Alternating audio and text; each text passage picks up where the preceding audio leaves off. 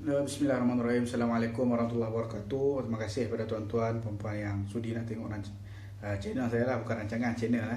Saya nak share dengan tuan-tuan. Kadang-kadang ada orang tanya kenapa boleh diganggu. Boleh ada kenapa kita ni boleh diganggu, mudah diganggu. Okay, saya akan share dengan tuan-tuan beberapa faktor. Beberapa faktor menyebabkan seorang tu boleh diganggu. Yang pertama, apabila gangguan tu melibatkan tempat. Kita ambil yang paling mudah. Gangguan tu melibatkan tempat, bermakna tempat tu ada masalah pada tapak dia. Sama ada tapak dia tu dulu pernah dibuka dan sebagainya.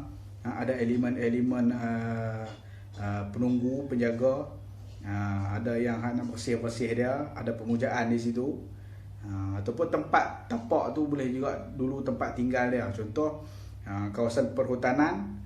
Kemudian dibangunkan. So tapak, yang pertama gangguan direct kepada tapak lah. Makna kalau kita baru beli rumah tu, asalnya rumah tu mungkin tak ada gangguan apa, tapi disebabkan tapak tu, rumah tu dibina sebab dulunya hutan ataupun dulunya paya, ataupun dulunya di situ ada tempat-tempat pemujaan dan sebagainya, dia akan menyebabkan gangguan di tempat tu secara direct lah. Makna apabila kita khusus berubat di kawasan ataupun tempat tu, maka masalah kita dah selesai. Tu yang pertama, berkait dengan tempat.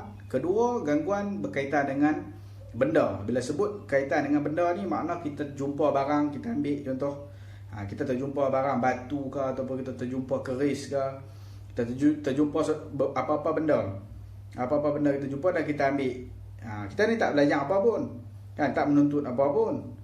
Tapi bila kita jumpa benda-benda macam tu, kita ambil, sedangkan kita tak tahu hakikat di sebalik benda tu. Rupa-rupanya ada pendampingnya, ada penjaganya. Benda bila sebut tadi pertama tempat, yang kedua benda. Benda ni berkait apa saja. Mana boleh jadi yang benda yang kita jumpa yang unik dalam hutan, kan? Kita jumpa tongkat, kita jumpa batu, kita jumpa apa lagi? Ya, benda-benda yang terpelik lah kita jumpa. Kemudian kita bawa balik. Tu satu. Benda yang berkait dengan sihir pun boleh jadi juga. Benda-benda yang berkait dengan sihir ataupun saka pun boleh jadi juga. Benda makna yang berkait tombak, kemudian mushaf Al-Quran boleh jadi, selendang, pelekat, apa-apa juga perantara yang menggunakan benda. Apabila ada elemen saka dan sihir, selain daripada kita jumpa tepi-tepi jalan, itu juga akan menyebabkan gangguan direct. Sebab benda jin ni dia boleh duduk di perak, di emas. Dia juga boleh duduk di benda-benda, dia boleh duduk. Tu yang kedua, mana berkait dengan benda. Gambar ke, gambar pun boleh ada duduk, ada gangguan yang duduk pada gambar, dia boleh menumpang. Tu yang kedua. Yang ketiga, saya sebut yang ketiga sebab dia ni panjang. Yang tiga ni berkaitan dengan diri kita sendiri. Yang berkaitan dengan diri kita, makna dekat kita tu sendiri ada gangguan. Sama ada saka ataupun sihir. Kalau saka ni mana berketurunan lah, ada sejarah dia. Kalau sihir pula, ada orang tak puas hati dan sebagainya, orang boleh hantar, ataupun sihir tu salah hantar kat kita. Jadi pendek kata, kalau diri kita ni ada gangguan salah satu, sama ada saka ataupun sihir, maka kita mudah, orang kata mudah kena gangguan lah. Sebab di badan kita tu sendiri ada perkakas tu, saka ataupun sihir. Tu secara ringkas. Ini yang tiga benda yang saya sebut ni, makna tempat, benda dan juga orang ataupun diri. Ketiga-tiga ni saling berkait. Tiga-tiga ni saling berkait, makna direct, yang memang berkait dengan gangguan. Kemudian yang keempat ni yang saya share dengan tuan-tuan. Yang keempat, kelima, keenam dan ketujuh ini, yang ni dia tak mesti melibatkan gangguan yang berupa saka dan sihir. Tapi dia juga boleh jadi, orang kata, jin di sekeliling kita. Yang keempat apa? Okey, yang keempat, apabila kita berada dalam keadaan terlampau marah.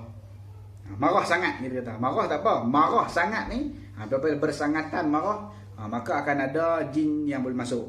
Sama ada saka sihir yang memang boleh masuk dah. Kemudian ada jin-jin lain yang berada di sekitar, yang mungkin tak ada kes pun. Mereka boleh masuk. Boleh masuk di badan kita apabila pintunya terbuka. So yang keempat, pintu yang terbuka apa dia? Apabila kita marah sangat. Pintu yang kelima, apabila kita sedih sangat. Sedih tak apa, sedih yang bersangatan. Sedih yang bersangatan akan menyebabkan jin yang di sekitar boleh masuk. Tak mesti saka dan sihir. jin yang sekitar boleh masuk. Yang keenam, main ke berapa? 3, 4, 5, yang keenam. Maaf saya santai, kita santai aja. Okey, yang keenam, apabila dalam keadaan seronok sangat. Seronok sangat. Terlampau. Nak gelak boleh, ni gelak berdekah-dekah, seronok sangat, terlampau-lampau seronok, maka dia boleh masuk. Ada elemen seronok sangat, dia boleh masuk. Dan yang ketujuh, apabila kita berada dalam keadaan syahwat yang tinggi. Syahwat. Syahwat yang tidak syar'i, syahwat.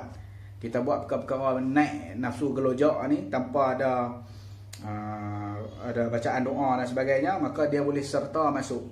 Dia boleh serta masuk. Jadi ketujuh perkara ini, tujuh perkara ini akan memudahkan, kita kata ada potensi ataupun faktor menyebabkan badan kita ini ada gangguan. Ada gangguan. Jadi tujuh perkara ini mungkin tuan-tuan ada buat di dalam kita kata kehidupan tuan-tuan kan. Jadi kita kena pastikan kita tak lagi orang kata bermudah-mudah lah, mana tu nak mengelakkan kita daripada terkena gangguan. Jadi kita elakkanlah tujuh perkara tu tuan-tuan. Berhati-hati, insya-Allah kita akan selamat daripada gangguan jin dan syaitan. Banyakkan berdoa. Kita berdoa tu, apa yang Nabi ajar tu sebenarnya menjadi benteng dan hijab. Setengah orang tak tahu, tapi doa tu menjadi hijab. Kita baca doa, syaitan tak boleh serta, jin tak boleh ikut. Sekian, Assalamualaikum warahmatullahi wabarakatuh.